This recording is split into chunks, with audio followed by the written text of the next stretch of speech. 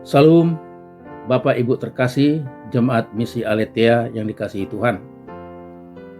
Selamat bertemu kembali dalam renungan Prapaskah di tanggal 29 Februari 2024, tanggal terakhir di bulan ini.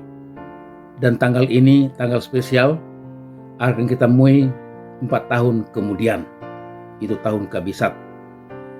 Baiklah, kita berikan perhatian kita untuk firman Tuhan pada pagi hari ini yang terdapat di dalam Matius 26 ayat 65 sampai dengan 68 yang berbunyi demikian. Maka imam besar itu mengoyakkan pakaiannya dan berkata, "Ia menghujat Allah. Untuk apa kita perlu saksi lagi? Sekarang telah kamu dengar hujatnya. Bagaimana pendapat kamu?" Mereka menjawab dan berkata, "Ia harus dihukum mati." Lalu mereka meludahi mukanya dan meninjunya. Orang-orang lain memukul dia dan berkata, "Cobalah katakan kepada kami, hai Mesias, siapakah yang memukul engkau?" Renungan pada pagi hari ini, Bapak Ibu terkasih. Waktu Tuhan Yesus dihakimi oleh imam besar dan masyarakat yang ada di situ, mereka memutarbalikkan fakta. Padahal di sini Tuhan Yesus hanya diam waktu diadili. Tapi imam besar itu berkata, "Engkaukah anak Allah?" Yesus hanya berkata, "Engkau telah mengatakannya." Dan imam besar mengatakan, "Ia menghujat Allah. Dan kita tidak perlu lagi ada saksi. Bagaimana pendapat kalian semua?" Orang-orang di sekitar juga mengatakan, "Ia harus dihukum mati." Bapak Ibu terkasih, dia diolok, dia dipukul, bahkan dia diludahi. Dia diolok, dia katakan, "Siapa yang memukul engkau?" Tapi Tuhan tetap diam. Dia serahkan itu semua kepada Allah Bapa di surga, bahwa itu memang harus terjadi untuk menyelamatkan kehidupan kita dari dosa dan maut. Dan pengadilan yang tidak adil itu telah dinubuatkan terlebih dahulu dalam pengkhotbah. Pengkhotbah yang kedua dikatakan, di mana ada pengadilan, di situ terdapat ketidakadilan. Dan di mana ada keadilan, di situ terdapat ketidakadilan. Itulah sifat-sifat manusia yang selalu menganggap dirinya besar, menganggap dirinya bisa, menganggap dirinya baik, menganggap dirinya super. Itulah manusia.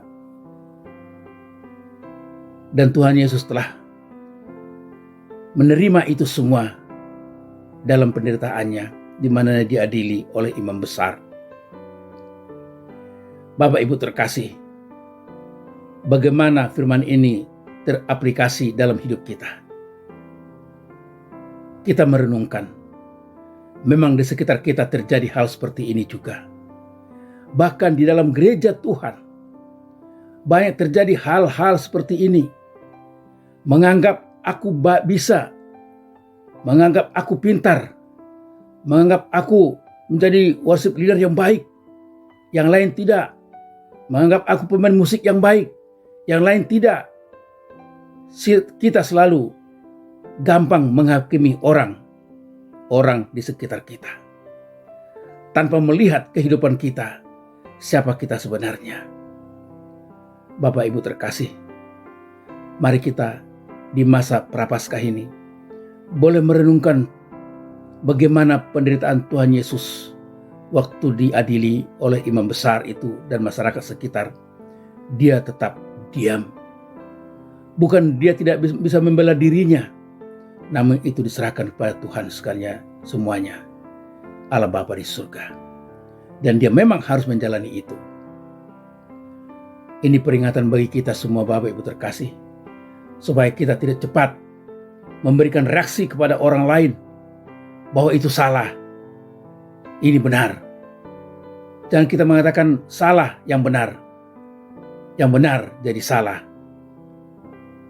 Jangan kita mengatakan seperti itu. Terlalu cepat kita mengambil tindakan dalam perkataan kita.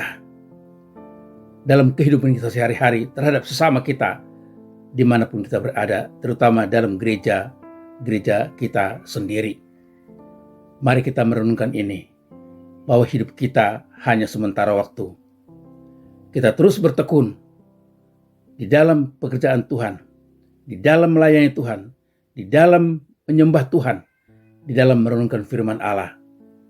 Biarlah firman Tuhan yang sangat singkat di pagi hari ini boleh menjadi kekuatan kita, supaya kita hanya menyerahkan segala hidup kita di dalam tangan Tuhan yang penuh kuasa. Terima kasih. Tuhan Yesus memberkati sekalian. Amin.